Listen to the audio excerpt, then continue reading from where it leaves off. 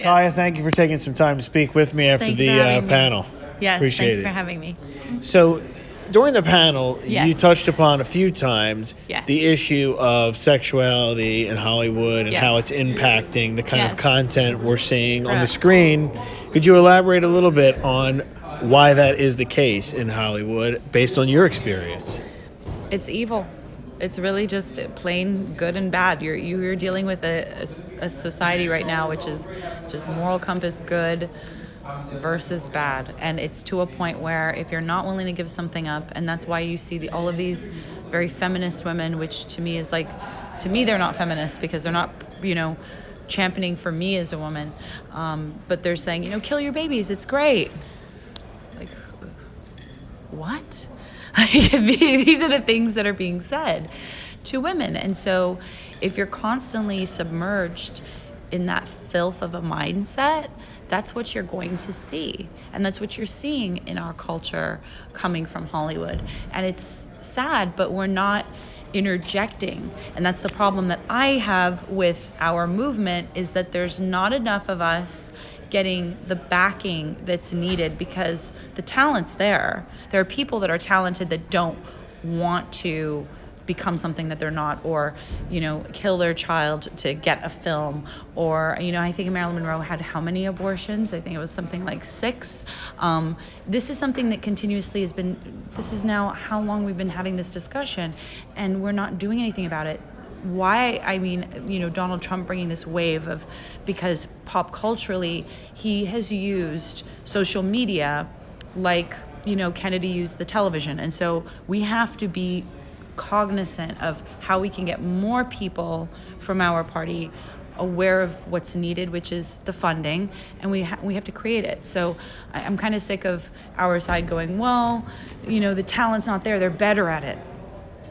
I don't think that's the case. I think if we get our companies made that will help the talent, you can see a change. But the indoctrination that's happened in our education system, you can also say culturally, if you think of even Hitler, before he started any of the genocide that he did, he got rid of the free thinkers. Those are the artists, right? So any of us that are conservative, that are free thinking, we need to get help, and we need to get the funding, more importantly. Yeah. The MeToo movement, looking at that, do you think that has been beneficial? No. For Hollywood or for the country? No, I think it was when it started. Had they not weaponized it for the for the political arena, it was working to talk about what women go through in the industry, what men go through in the industry. Men are pushed all the time to go the gay route. Okay, so that's a very real thing. That's a very real thing. Pedophilia is a very real thing that goes on in the industry. Young girls being pushed to do things they don't want to do is very real in the industry. This has been discussed for so long. I don't think we're talking about it being real anymore. Problem is that then the Me Too movement decided to go, well, we came forward because of President Trump. He had accusations on him. No, I think you came forward because you finally had a guy in power that was pulling, the threads that were loose on all the issues in this country, and it gave you a voice to speak up. Then they decided to weaponize it, and the Kavanaugh hearing, that's where, as far as I'm concerned, you lost the movement because you weaponized it for political reasons. You mentioned that there's a second wave coming. There not is. Just the Me Too. There is. What makes you say that that's coming? Because I know. In terms of men. Because I know men that are coming forward. I know films that are being made discussing it. So I know a lot of men who have been abused in this industry, from they were kids in this industry abused to they were young adults and had to do things they didn't want to do in order to get fame. And so, the men are going to start coming forward next, and that's exciting because then you'll see it's not just women that go through this, and which is why we can't, demonize men, which is what we've been doing. And hopefully that will help, the stigma of what's happening to men in our country, which is you're demonizing men. If you're a strong man, you're being demonized right now and hated. and that's what's being pushed, is like women are turning, women are turning into hateful women towards men. Men are turning into women. I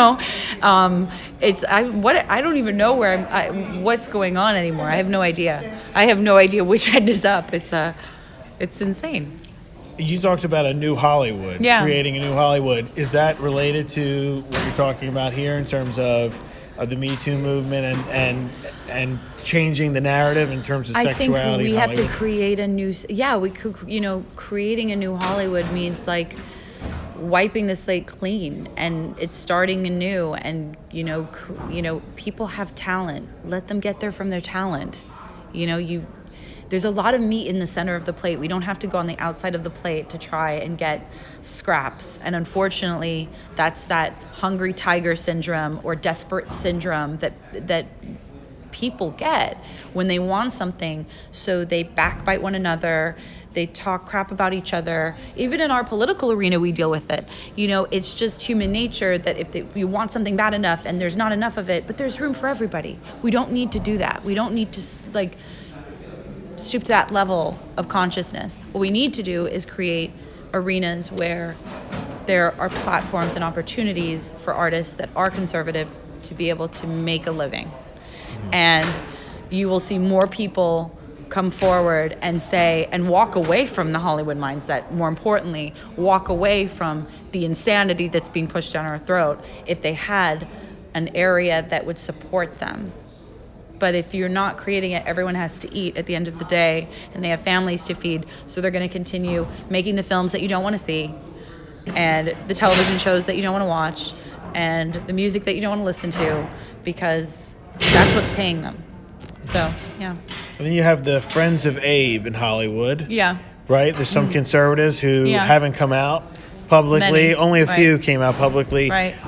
You think if they all came out at one time as a group and identify themselves, they wouldn't have as much of a backlash in terms of their career? No, I mean, if you come out as a fist versus a finger, you have more power. A fist can do more damage. So yeah, I mean, if everyone came forward all at once, but again, they have to feel that they can, make a living. And unfortunately, Hollywood is not kind to any Trump supporters or conservatives at this time. I've interviewed a lot of celebrities who have talked about their views, and some of them being more conservative, but they never say any names of anybody else who they know are conservative, who they think should come out. Oh, yeah. Because they don't really want to explain, No, give because up it's also anybody. not, it's like, even with, with the Pussycat dolls, I spoke on what I endured, not the other women, because it's not my abuse to speak on. And so it's not my place to tell about anyone who is not ready.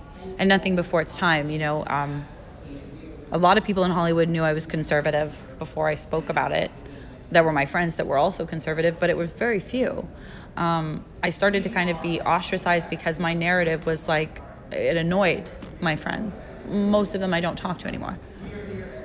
So. And the experience you had in Pussycat Dolls and what you went through, how has that affected your conservative views? Did it make you more conservative over time? Oh, well, yeah. I mean, at the time, I thought like I was weird for sure.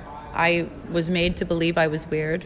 Everyone that, including the boyfriend I was with at the time, was like, well, that's normal.